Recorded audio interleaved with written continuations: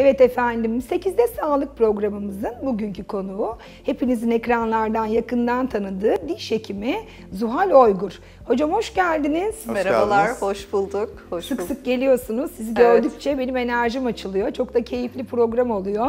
Onun için tekrar böyle yürekten bir hoş geldiniz demek istiyorum size. Hoş bulduk. Ben de çok mutlu oluyorum buraya her gelişimde böyle sizlerden güzel enerji alıp artık kliniğe dönüp hastalarla daha keyifli zaman geçirmeye çalışıyorum. Şahanesiniz Çok, hocam. çok hoşsunuz. Özellikle rujunuz çok hoş.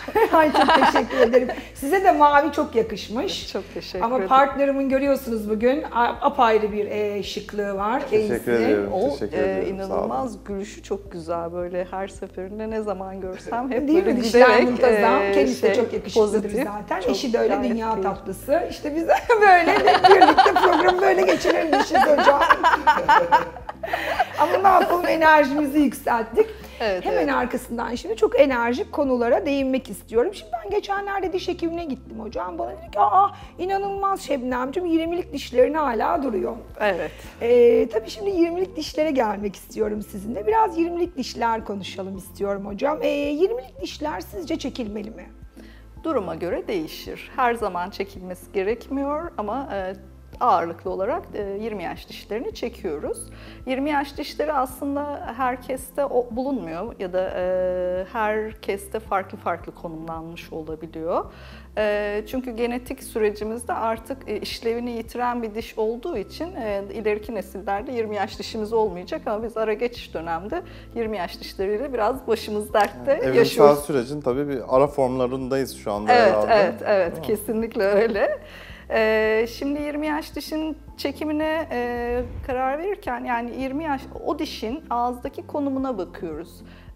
Eğer sizin gibi herhangi bir problemi olmayan, çene arkında iyi bir pozisyonda duran 20 yaş dişini çekmemize herhangi bir şeyi yok. O zaman benim çektirmeme gerek yok. Gayet güzel yere konumlanmış hocam. Arkalarda bir yerde. O benimle yaşıyor şimdi. Vazgeçmek istemedim bir anda kendisinden. Yani tabii ki haklısınız. Ama bazen de mesafe bulamıyor 20 yaş dişi sürmek için. Çünkü çok geride bir diş. Çeneye arkaya yaslanıyor. Mesafe bulamadığı durumlarda yandaki dişe baskı yapıyor ya da dışarıda bir yerden çıkmaya çalışıyor. O zaman çekiyoruz. Bazen de 20 yaş dişi uykuda oluyor. Herhangi bir şeyi yok, sürme belirtisi, çıkma belirtisi yok. Gömülü olarak kalabiliyor. İşte ilerleyen yıllarda çok sonra diğer dişlerin kaybıyla belki gün yüzüne çıkabiliyor yani. Öyle de olabiliyor. 20 yaş dişleri önündeki dişler çekildiyse aslında çene arkında, çene formunda gayet işlev görebilecek de dişler. Ama dediğim gibi yaslandıysa yandaki dişi çürütmeye başlayabiliyor. Pozisyonu itibariyle orada yiyeceklerin birikmesine neden olabiliyor. O yüzden sağlıklı bir dişi kaybetmektense, fonksiyon gören bir dişi kaybetmektense 20 yaş dişini çekmek istiyoruz. Bir de bazen o 20 yaş dişi sürerken sıkıntılar olabiliyor. İşte tam sürmeye başladığında ağrı ya da enfeksiyon gelişebiliyor. Çünkü oradaki yumuşak doku biraz kalın. Aynı zamanda o şeyin de 20 yaş dişinin de bir gelişim kapsülü var. O tabii bazen orada küçük apselere neden olabiliyor. O tam şey olmadığı için, çıkamadığı için. O zaman da apar topar çekiyoruz 20 yaş dişleri. Ama kişiye çok da motivasyon veriyor diye düşünüyorum yani ağzında bir 20'lik dişin olması. Acaba hala kendimizi 20'lik hissettiriyor mu diye Ben bir hiç motive hissetmiyorum kendimi. O acı tecrübeyi yaşamış biri olarak. Ben oldukça motiveyim bu konuda hocam. 20'lik Hala bir 20'lik dişim duruyor enerjisindeyim. Hatta yeni çıktı. Hatta yeni çıkıyor. Evet, yani 20 yaş dişleri hastaların en çok kaygı duyduğu, çektirmekten hoşlanmadığı dişlerden birisi. Eyvah 20 yaş dişim mi çekilecek gene ya da işte daha önce deneyimledim yine mi böyle olacak diye. O böyle kaygı uyandıran işlemlerden birisi. Şimdi biraz bunlarla ilgili bazı yargıları yıkmayı hedefliyorum anlatırken. Evet. Şimdi birazcık şeyden bahsedelim istiyorum. Çekimler nasıl gerçekleşir? Ben de bu tecrübeyi yaşamış biri olarak benim biraz daha böyle gömülüydü ve ameliyatla ancak çekilebildi. Uykudaydı yani senin işin aslında. Yok, uykuda değildi. Keşke uykuda olsaydı. Çektim. O yüzden birazcık acı bir tecrübe oldu benim için de. Biraz bahsedelim mi? Evet, aslında 20 yaş dişinin çekim esnasında çok büyük sıkıntısı yok. Belki biraz işlem uzun sürüyor olabilir. Şimdi eğer 20 yaş dişlerinin böyle şeyleri de, kök yapıları da biraz farklılık gösteriyor. Bazıları çok tek köklü olabiliyor, bazıları karmaşık kökleri olabiliyor. O yüzden çekilirken farklı etkileri oluyor. Yani çekimi zorlaştırabiliyor, kolaylaştırabiliyor. Orada eğer tek köklüyse normal bir diş çekimi gibi çok hızlı bir şekilde de çekilebiliyor bazı. Özellikle üst çene 20 yaş dişleri. Ama muhtemelen sizinki alt çenedeydi. Alt çenedeydi Alt çene ve çenem kopacak falan hissettim yani. Böyle derin bir anı bıraktı. Yani. Evet.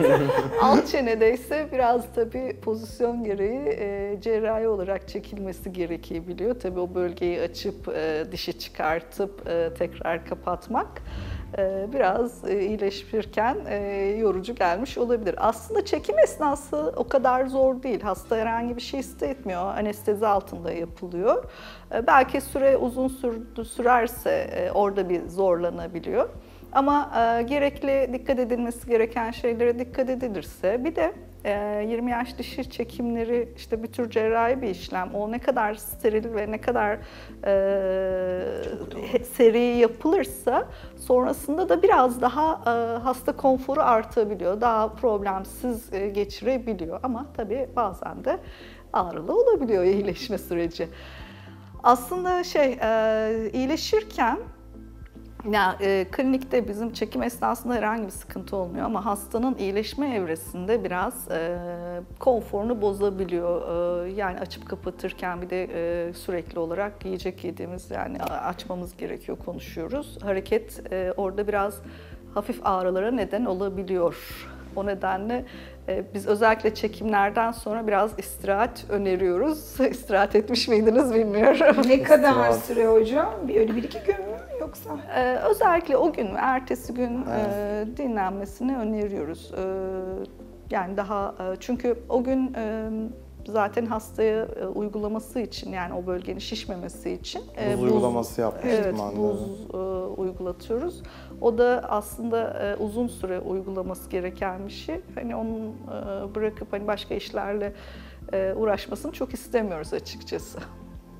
Peki hocam hangi durumda çekim yapılmalı? Ağrı. En önemli etken burada ağrı, Evet. değil mi? Artık dişle vedalaşmamız gereken zaman aslında gerçekten ağrıdığında ve yaşam kalitemizi düşürdüğünde, işte Mehmet hocamın yaşadığı gibi sıkıntılar olduğunda sizin kapınız çalınması gerekiyor muhakkak. Evet, bazen ağrı yapmadan da rutin kontrollerde röntgende yandaki dişte çürük başlangıcı yapabilecekse önceden önlemini almak için çekimini yapıyoruz. Yani özellikle diş sürmeye çalışıyor.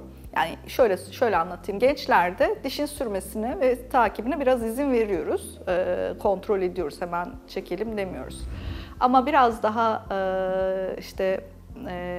daha ileriki yaşlarda diş sürememiş, sadece bir kısmı çıkmış, diğer kısmı geride. Özellikle bir kısmı çıkıp geri kalanı süremediyse onu her halükarda çekmeyi öneriyoruz. Çünkü orası gıda retansiyonu oluşturabilecek bir alan ve çok hızlı bir şekilde çürük, enfeksiyon, bunlar sırayla gelişebilecek durumlar. Şu an dişlerimde ağrı hissediyorum. Psikolojik olabilir mi? Yok O hissetme. kadar çok ağrı konuştuk ki hocam, ister istemez bende bir diş ağrısı oldu. Herhalde psikolojik diye düşünüyorum. Kesinlikle.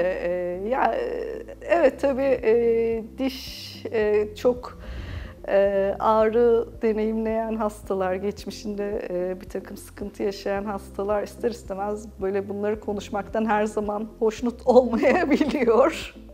Ama maalesef konularımızdan biri. Gerçekler bunlar. Evet, evet, evet. Peki çekimler ağrılı oluyor mu? Tabii lokal anestezikler yapıyoruz ama sanıyorum ki doğru tekniklerle lokal anestezi uygulamak gerekiyor. Orada özel kanallar var. Evet, evet. O kanallar vasıtasıyla uygulamak gerekiyor. Evet, evet. Bir alt çeneden geçen bir mandibüler kanal dediğimiz bir kanal var. Orayı iyice doğru bir şekilde uyuşturduğumuz lazım zaman... ki bir blokaj oluşsun.